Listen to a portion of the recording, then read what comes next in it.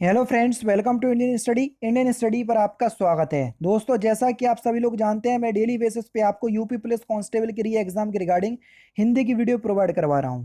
कल यानी कि 23 अगस्त है, तो आप लोगों का एग्जाम है। तो आप लोग जो है वो अपने एग्जाम को बहुत अच्छे से देखिए और बहुत अच्छे से दे करके आइए, है ना। तो बिल्कुल भी नर्वस नहीं होइएगा, आराम से आप लोग जो है वो एग्जाम को सॉल्व कीजिएगा, क्योंकि आपने इतनी प्रैक्टिस की है कि आप लोग आराम से अपने एग्जाम को जो है वो अच्छे से दे पाएँ। टाइम को ना वेस्ट करते हुए हम पहले क्वेश्चन की तरफ बढ़ते हैं कि निम्नलिखित में से अल्पप्राण व्यंजन कौन सा है। जो अल्पप्राण व्यंजन है आपको वही बताना है। अगर आपने वर्णमाला पढ़ी है तो आप आराम से बता सकते हैं कि हर वर्ग का पहला, तीसरा और पांचवा व्यंजन जो है वो अल्पप्राण कहलाता है। तो यहाँ पर देखो, का वर्ग में का, ख, ग, तो देखो गा आ रहा, तो गा जो है वो का वर्ग का तीसरा व्यंजन है। तो यहाँ पर आपका अल्पप्राण होगा, दूसरा ऑप्शन करेक्ट। दिगंबर का आपको संधि विच्छेद बताना है कि दिगंबर का संधि विच्छेद क्या होगा। तो दिगंबर का संधि विच्छेद क्या हो जाएगा, दिग प्लस अंबर, यानी कि इस क्वेश्चन का चौथा ऑप्शन करेक्ट। और यहाँ पर कौन सी संधि होगी, व्यंजन संधि। आगमन में कौन सा उपसर्ग है, उपसर्ग किसी भी शब्द के आगे और प्रत्यय पीछे लगाए जाते हैं। आगमन में आपसे उपसर्ग पूछ लिया है,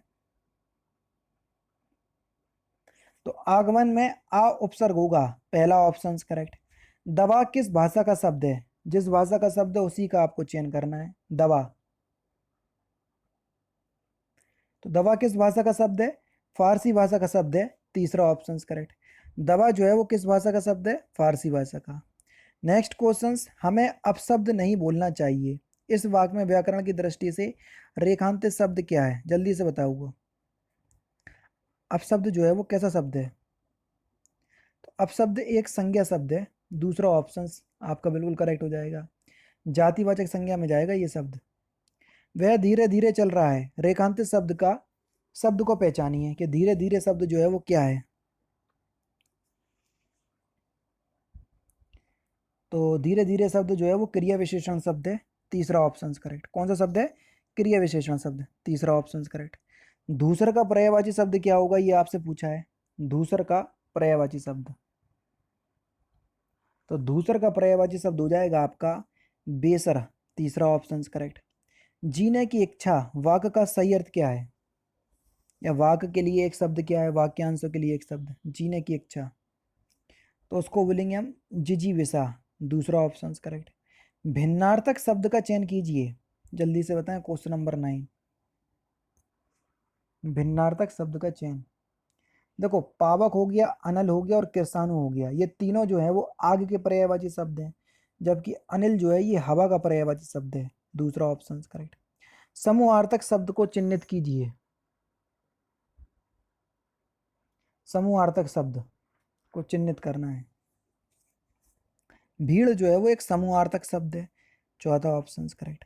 अशोक के फूल निबंध के लेखकार कौन है, या लेखक कौन है।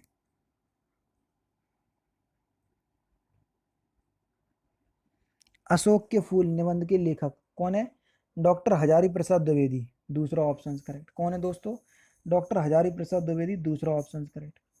निम्नलिखित में से मात्रिक छंद कौन सा है। छंद तीन प्रकार के होते हैं बेसिकली, तो मुख्य प्रकार, मुख्य जो है वो दो प्रकार के होते हैं, मात्रिक छंद और वाणिज्यिक छंद। लेकिन कुल पूछे तो उसमें आपका मुक्तक छंद और आ जाता है, तो तीन हो जाते हैं। बेसिकली मुख्य दो ही होते हैं। तो मात्रिक छंद कौन सा है, तो देखो दोहा, रोला और ये चौपाई, ये सभी के सभी मात्रिक छंद के उदाहरण हैं, चौथा ऑप्शन करेक्ट।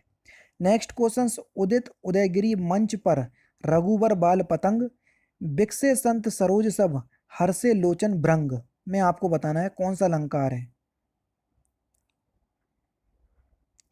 तो यहां पर आपका रूपक अलंकार होगा, दूसरा ऑप्शन करेक्ट। संविधान के किस अनुच्छेद में कहा गया है कि संघ की राजभाषा हिंदी और लिपि देवनागरी होगी। किस आर्टिकल में कहा गया है, आर्टिकल 343, यानी कि पहला ऑप्शन करेक्ट। यण संधि का संबंध किस संधि विशेष से है, यण संधि का संबंध। संधि जो है वो तीन प्रकार की होती हैं, व्यंजन संधि, स्वर संधि और विसर्ग संधि। स्वर संधि पांच प्रकार की होती है, जिसमें से हो जाएगा आपका दीर्घ संधि, गुण संधि, वृद्धि संधि, यण संधि और अयादि संधि, ये पांच होती हैं। तो यण संधि का संबंध किस संधि विशेष से है, तो स्वर संधि से है, तीसरा ऑप्शन करेक्ट। जिन संधियों में स्वरों का मेल हो तो वहां स्वर संधि होगी, सीधी सी बात है। खग का अर्थ कौन सा नहीं है, खग का मतलब पक्षी बिल्कुल होता है सर। खग का मतलब बाण भी होता है, तारा भी होता है, आकाश नहीं होगा। तीसरा ऑप्शन करेक्ट। मुट्ठी गर्म करना, इस मुहावरे का सही अर्थ क्या है? मुट्ठी गर्म करना, इस मुहावरे का सही अर्थ क्या है? तो सही आंसर हो जाएगा आपका घूस देना। तीसरा ऑप्शन बिल्कुल करेक्ट हो जाएगा। कौन सा दोस्तों? तीसरा ऑप्शन करेक्ट। प्रथम हिंदी सम्मेलन या प्रथम विश्व हिंदी सम्मेलन कहाँ हुआ था? तो प्रथम हिंदी सम्मेलन जो है वो नागपुर में हुआ था दोस्तों। कहाँ पर में हुआ था? नागपुर में हुआ था। 1975 में हुआ था। कब? 1975 में। वर्तिका शब्द का तद्भव रूप क्या होगा? वर्तिका शब्द का तद्भव, तो वर्तिका शब्द का जो तद्भव होगा वो हो जाएगा आपका बत्ती। चौथा ऑप्शन करेक्ट। कौन सा पद विकृत नहीं होता? विकृत यानी कि जो अविकारी शब्द हैं उनको हम विकृत शब्द या कह सकते हैं। तो अवय, अवय जो है वो अविकारी शब्द हैं जो विकृत नहीं कर सकते, यानी कि जिनका चेनमेंट नहीं कर सकते, उनको ही हम क्या कह लेंगे? अविकारी शब्द। अंत इस व्यंजन कौन सा है आपसे पूछा है क्वेश्चन नंबर 21 में।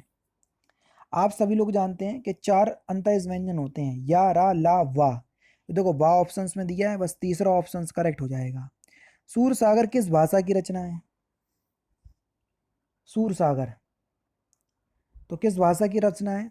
तो सही आंसर हो जाएगा आपका ब्रज भाषा की। और आपसे पूछा गया था कि सूर सागर रचना किसकी है, तो सूरदास की रचना है, ध्यान रखना।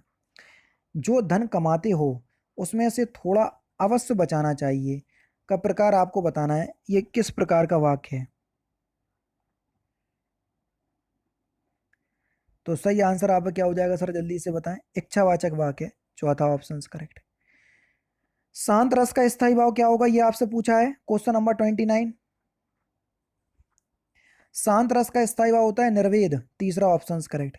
बोया पेड़ बबूल के आम कहां से होए, इस लोकोक्ति का सही अर्थ क्या है?